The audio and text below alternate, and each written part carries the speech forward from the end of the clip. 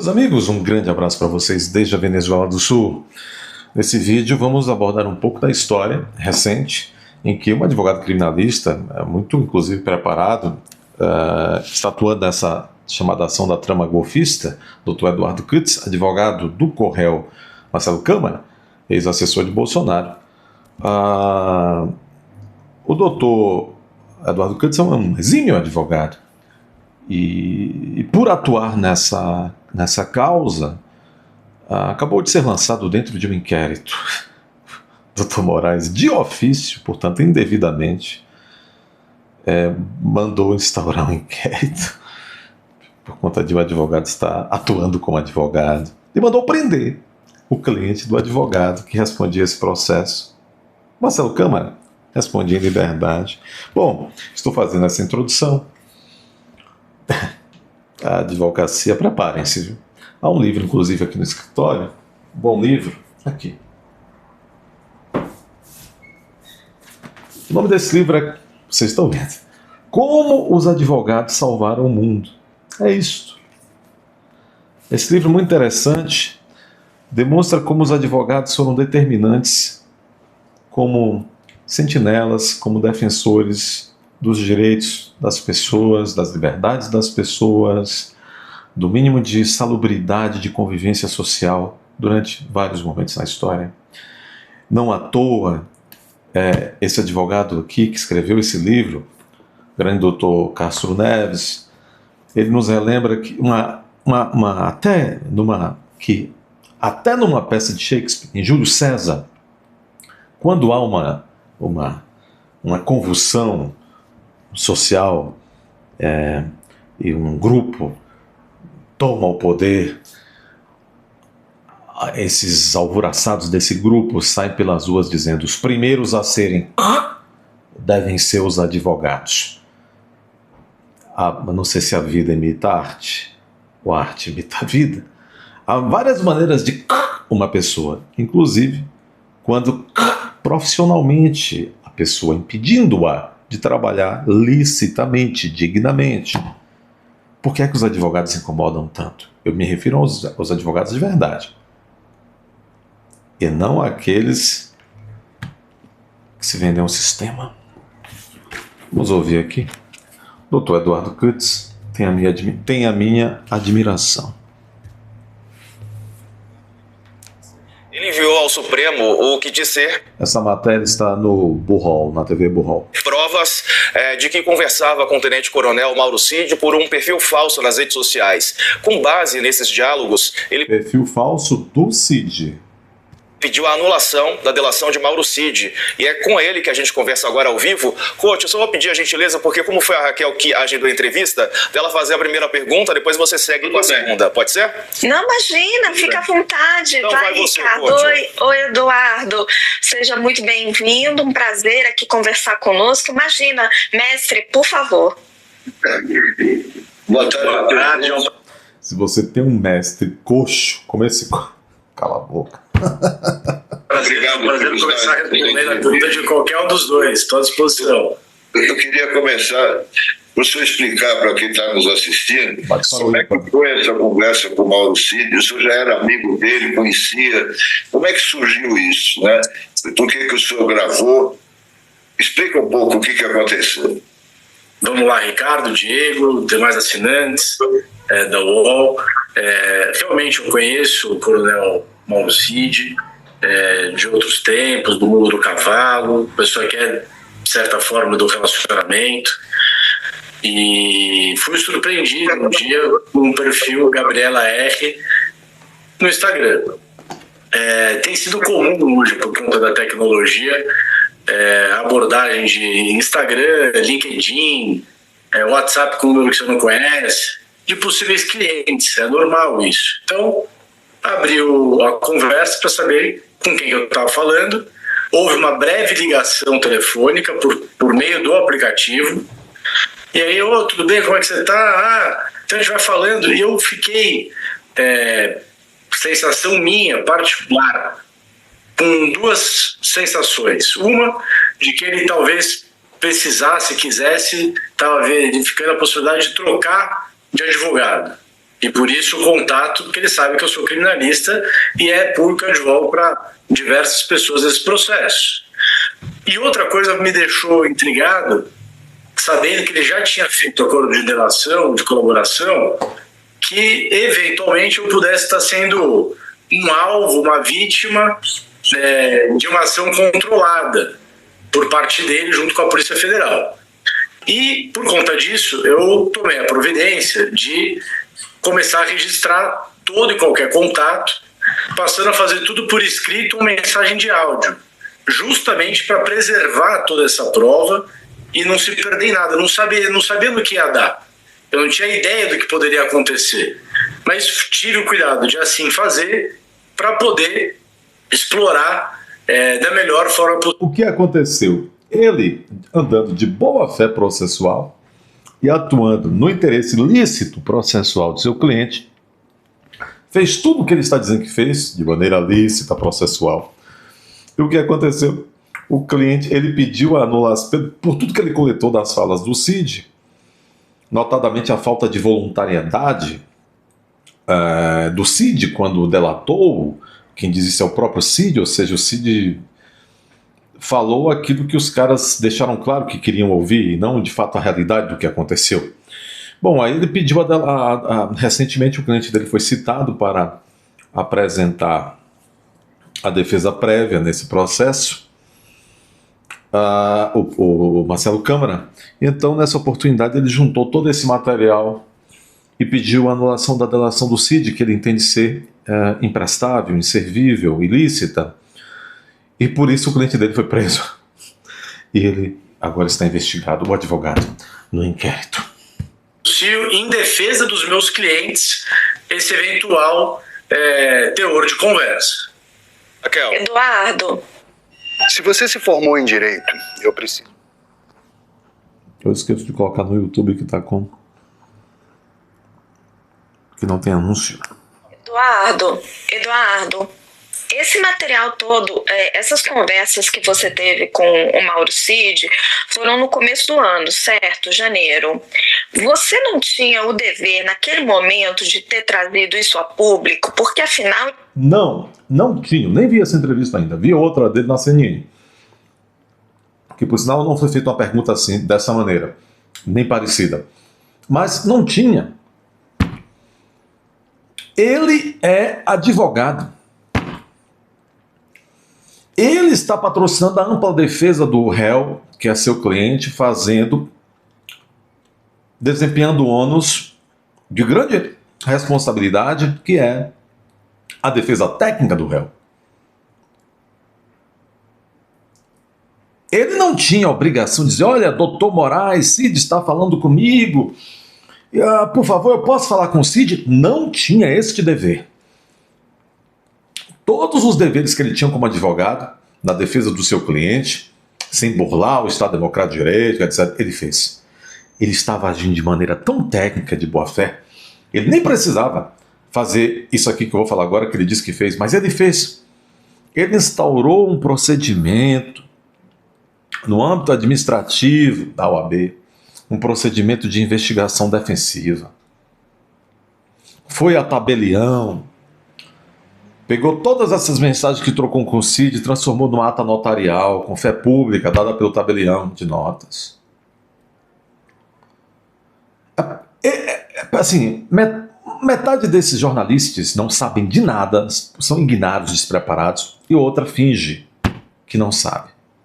Ele estava descumprindo a delação premiada dele. Por que você está trazendo isso só agora, neste momento? Veja, em setembro de 23, eu tinha aqui instalado no meu escritório um chamado procedimento de investigação defensiva. Esse é um procedimento previsto em lei, previsto pela Constituição, com também a Convenção Americana de Direitos Humanos, com o provimento da OAB. É como se fosse um inquérito próprio para apurar algumas coisas. Naquele momento, eu tinha um cliente preso há mais de 100 dias, o Capitão Cordeiro, no caso das vacinas. Tinha um outro cliente, que era o Coronel Marcelo Câmara, no caso das joias e dos presentes, tendo deslocamento de um processo que era para ficar em Guarulhos, indo para Brasília, nesses dois casos, a Procuradoria, que é o titular da ação penal, manifestando que as coisas deveriam ser de um jeito e as coisas acontecendo de um jeito completamente diferente. Então, em setembro, eu instaurei esse procedimento de investigação. Quando o coronel Cid me procura, eu faço isso parte integrante desse meu auto de investigação defensiva e vejo para onde que ele vai andar. Eu não tinha obrigação de dar nada, porque a minha função de investigação, nesse caso, era de colher o maior número de provas para poder explorar isso da melhor forma possível. Eu confesso para você, Raquel, que eu quase usei isso ano passado no caso das vacinas, porque, segundo o relatório policial, que fazia referência, né, a trechos da delação, e as conversas que eu tinha com o Cid no Instagram eram muito divergentes. Mas como o processo foi arquivado, eu deixei de usar, eu guardei. Nesse caso agora, da suposta trama golpista, eu estou no momento processual que é obrigatório que eu junte todos os elementos de prova que eu tenho para defender o meu cliente. Obrigatório não é, né? Você pode juntar no processo penal, você pode juntar prova, principalmente na primeira instância, a qualquer tempo, até antes da sentença penal. Obrigatório não é, mas fica a critério do advogado já juntar as provas, a depender da estratégia dele nesse primeiro momento, onde o cliente é citado, ou em outro momento. Então, por isso que eu fiquei esse tempo todo com esse material, e por estratégia, poderia ter colocado antes, poderia ter colocado depois, poderia não ter usado. Mas achei importante, nesse momento que o prazo está aberto para defender o coronel Marcelo Câmara, juntar e apresentar esse material. Plano prático para você, advogado, destravar o seu escritório para faturar no mínimo R$20 mil por mês com todo o material. Esse material. Eu estou aqui com uma fala do senhor, né, que fala que o senhor guardou uma carta na manga, né, que é essa conversa com Mauro Cid. Não é ilícito o advogado guardar uma carta na manga. Não à toa é feita sempre uma comparação, uma analogia entre o processo, seja ele de qual natureza for, penal, civil, trabalhista, administrativo, o processo e jogo. O processo é um jogo no bom sentido falando. Alguns advogados apontam o que poderia ser, né, uma falta de boa-fé e falta de lealdade. Mentira! No processo penal, o réu é o vulnerável. O réu é o hipossuficiente, é a parte mais fraca diante do Estado, que é poderosão, que tem o PGR, que tem os supermorais, que tem a mídia, que tem a grana toda da União Federal trazendo toda essa tropa contra o mísero réu. No processo penal, o réu é hipossuficiente, porque ele é um particular diante do poderio do Leviatã estatal, do monstrão com várias cabeças e vários braços, como diria Thomas Hobbes.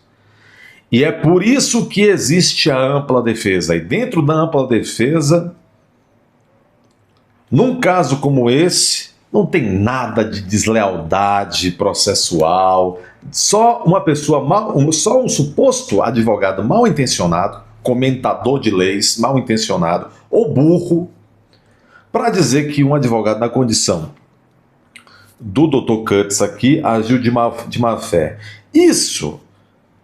Essa decisão, essa estratégia do Dr. Cutts, isso ocorre milhares e milhares de vezes por dia no Brasil, dentro de processos onde advogados têm que tomar decisão quando juntar, entendem isso? Quando juntar a prova, que prova, em que tempo e tal, entende?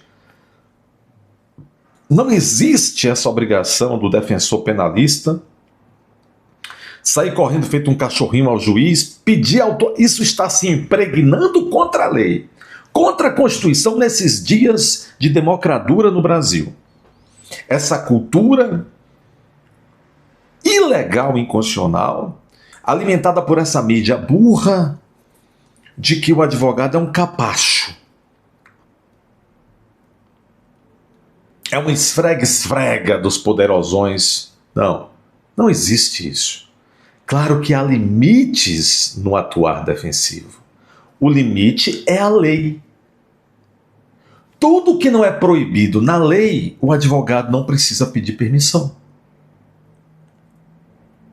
Tudo que não é proibido, o advogado não precisa pedir permissão.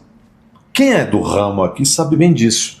Agora, claro, nessa hora tem neguinho que vende a alma, tem gente que vende a alma, tem gente que vende tudo. E tem muita gente despreparada. A maioria desses comentadores de direito, dessas TVzinhas aqui, são pessoas despreparadas. Ou cínicas. Porque tem gente preparada, mas é cínica. Vai para aí ficar fazendo... Né? Nós sabemos que tem aí. Tem uns grandões que andam de bermudas e tal. Processual. O senhor, pelo jeito, não entende dessa maneira, né? Quero te ouvir o porquê. Eu respeito a estratégia de cada um dos advogados que tenha falado isso. Mas a investigação é minha. A estratégia é minha. Eu uso isso da forma como eu achar melhor. Confesso para vocês que talvez, se não tivesse saído onde saiu, como saiu, talvez eu nem tivesse utilizado isso agora. Teria usado em outro momento, numa eventual revisão criminal, para que a outra turma analisasse esse documento.